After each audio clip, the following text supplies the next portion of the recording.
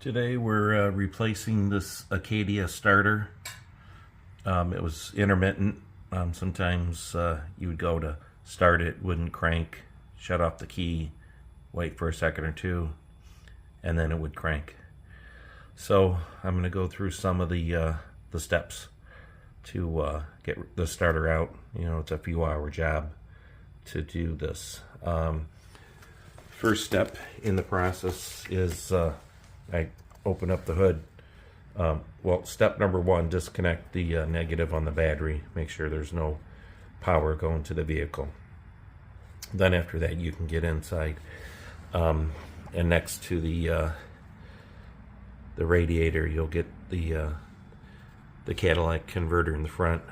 So basically took these bolts out here. I think these are 10 millimeters. So there's 3 bolts here. Took that out so you could see down into the engine compartment a little bit better. From there, I wanted to get the catalytic converter out. So one of the tools that I was using that worked out pretty well is this induction heater. Basically, you put that little inductor loop over this bolt here, get it nice and heated, and when you heat that up, you can start to loosen the bolts with the breaker bar and things of that nature. Once it starts to turn and stuff, you can put some WD-40 in there and get it really come off pretty easily. So I had to get those 3 nuts on the top part of the catalytic converter, and then down at the bottom I had 2 bolts here that I heated up, and I think those bolts were maybe a little bit smaller bolts. I think those were 13 millimeters, and this was 15, I believe. And then also to get this cat out, you got to take this 15 millimeter bolt off of the block.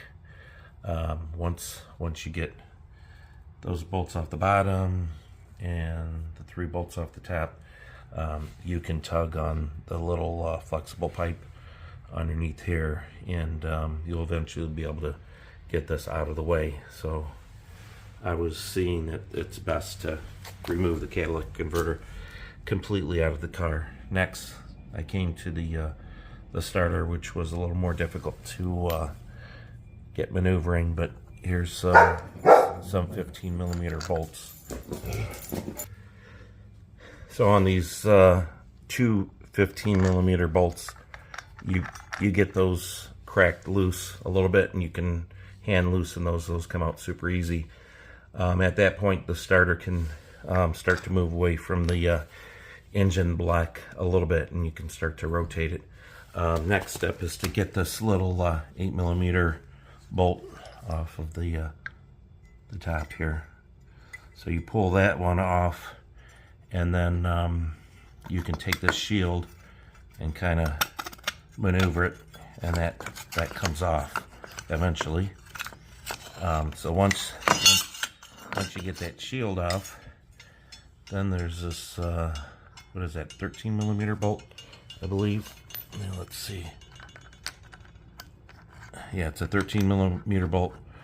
You loosen that slightly. I got in there with this extended socket, and I was also using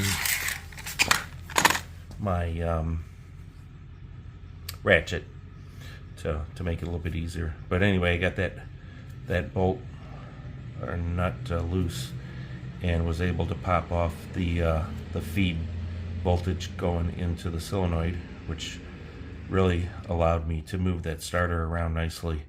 And then lastly, what I did is I had to get to this control connector here. So that's the connector. And then what you have to do is you have to get on the back side. There's a little tab. You push down on the tab, and then the wire will pop off in the back direction. So this is the old starter, and That's the catalytic converter and the shield. And let's go take a peek on the inside for a second. This is what the inside is looking like. I don't know if, probably can't. Well, I guess you can see the O2 sensor there in the 3 bolt holes where the cat was mounted to. So the shield's off of that. I did take this little unit off, disconnected the electrical, and there's like an air hose that comes up, and I pulled that off of here.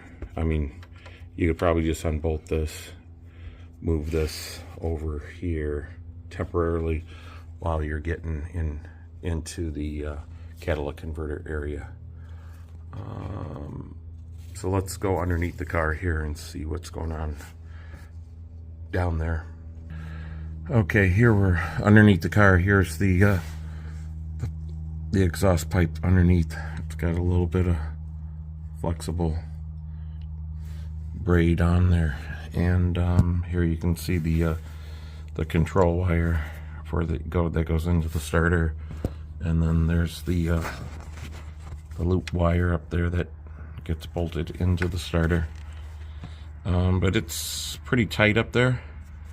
But if you have patience and stuff, you can actually get up there. And so that's kind of what's going on there. Just get the cat out of there. You get a little more room to play with, and be patient on the starter. It'll eventually come out. And then also I've got the car up on some jack stands here. Make sure you got your car secured with plenty of safety. Anyway, I'm going to put the new starter in, and hope you liked the video. Please like, share, and subscribe. Thank you. Alright, I've got a little more add-on to this video for this starter replacement. So here's the starter that I replaced. Here is the part number that I replaced it with, which I got from Amazon for 140 bucks. But putting the starter back in was relatively challenging. So I found out what the sequence is to get this in. Number one, when you're putting this thing back in, what you want to do is you want to unbolt the knock sensor and get the knock sensor out of the way, because it's bumping into stuff over here, and it's just a major pain. So the first thing you do is get rid of the knock sensor, get it out of there, which is on the back side. Hook up your wires here. Do not plug in your control wire. That's going to be the last step that you do here. So what you do is, like I said, hook up your power connector, put the bolt on, tighten it up. You can then take your starter and insert it into the engine block. After you get that in there loosely, what you can do is then get the bolt and the knock sensor. I didn't unplug my knock sensor, it was just on the wire, and try screwing that bolt into the knock sensor. Get the knock sensor in, so this starter is in place. The knock sensor then is in place. Tighten up the bolt, and then after you get that all done, it's going to be difficult to see this connector here, right there, or insertion point.